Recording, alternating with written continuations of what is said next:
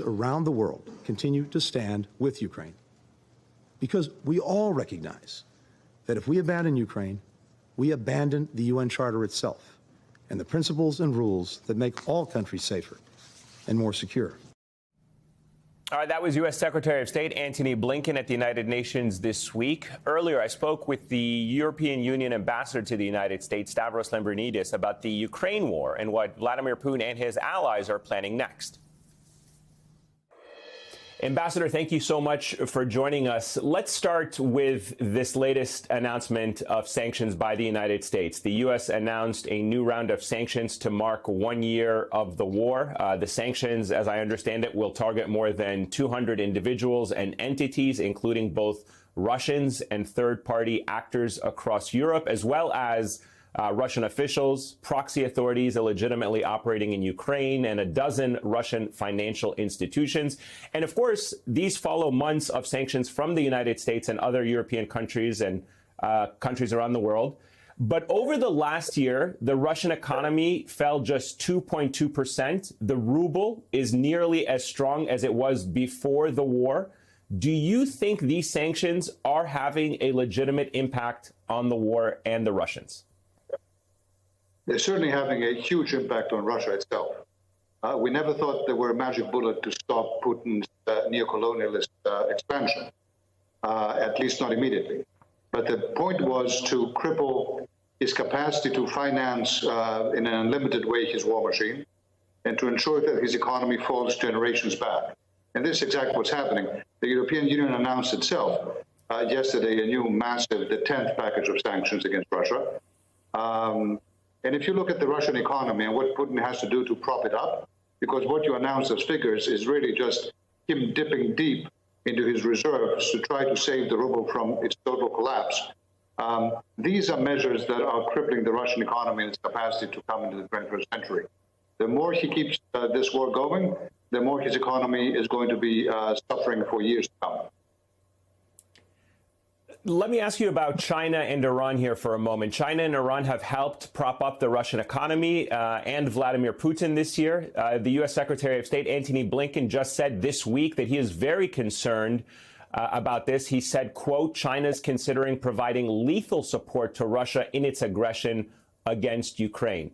How concerned is the European Union about this? Are you concerned that this is spilling over and becoming a proxy war of sorts? And what can the EU and the U.S. do to prevent China's support to Russia?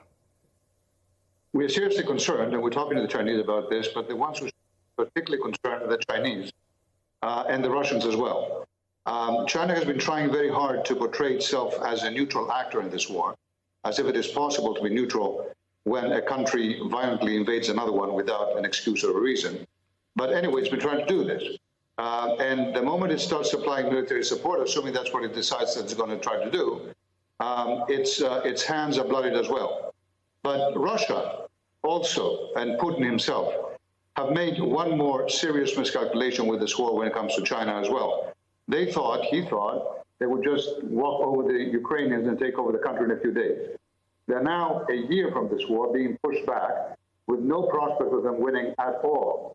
They have suffered tens of thousands of deaths, hundreds of thousands of injuries.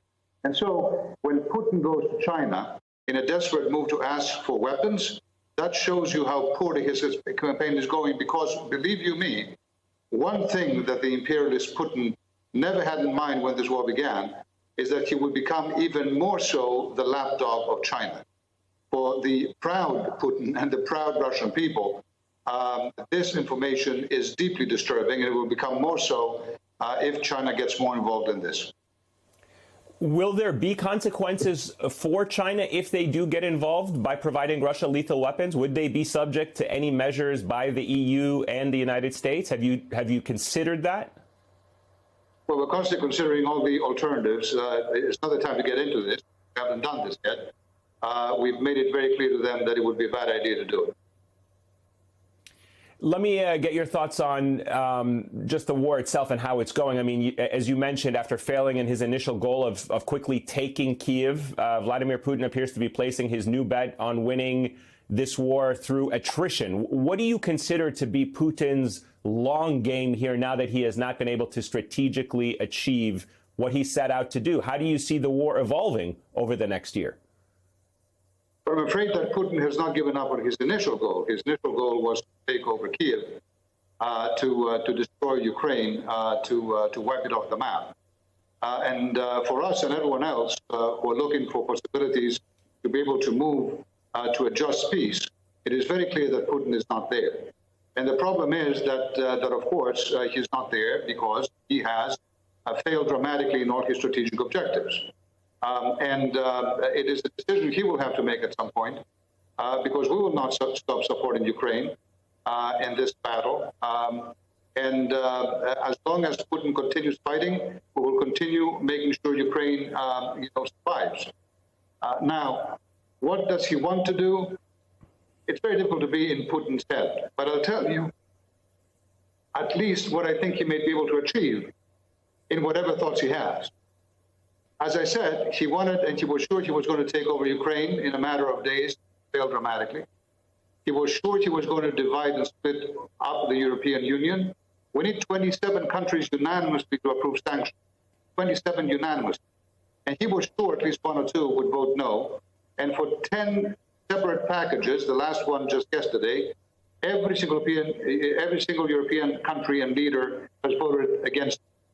He was sure he could use energy to blackmail us and the world. And instead, Europe has decoupled massively from Russia already. And Russia is losing every day half of what it was making before the war, selling gas and oil. This is a huge hit to his capacity to finance his war machine. And, he was also helping, he was going to somehow win the rest of the world around.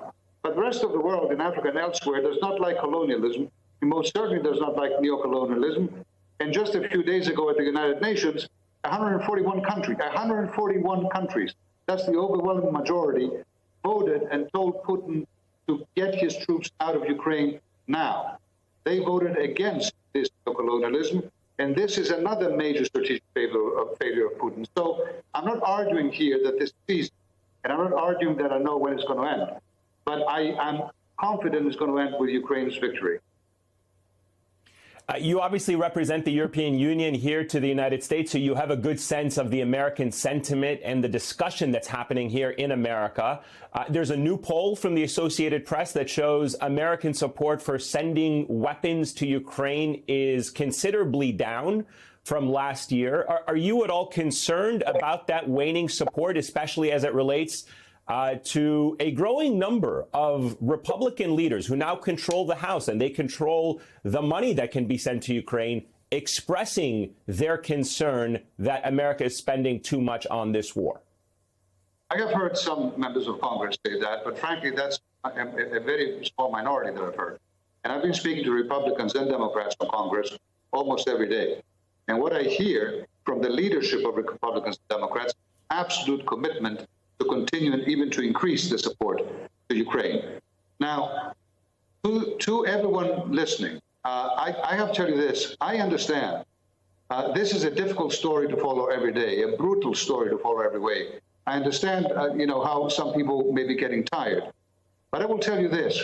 Although this fight, this war may be happening thousands of miles away from this part of the world, there is no safe distance when an autocrat sitting on nuclear weapons is convinced that he can bend the will of our leaders, Americans and Europeans, to his own by force. And this is what Putin is doing. He believes, he said this in his last speech, that the West is weak, that democracies are corrupt and immoral, that we don't have the guts to stand up to him and to his strength. That is the bet he is making. I'm going to make him and allow him to win it, but I'll tell you what would happen if he wins it. Our democracy's capacity to project their power and their strength in the world for decades to come will be dramatically diminished. And I'll tell you another thing, it's not just what Russia is doing now. China, others are looking very closely to make sure that we will continue supporting or that we will fold. And they hope we will fold, and I'll tell you, we will not. Ambassador Stavros Lambrinidis, thank you so much for your time. I greatly appreciate your insights and this conversation. Thank you, sir. Thank you very much.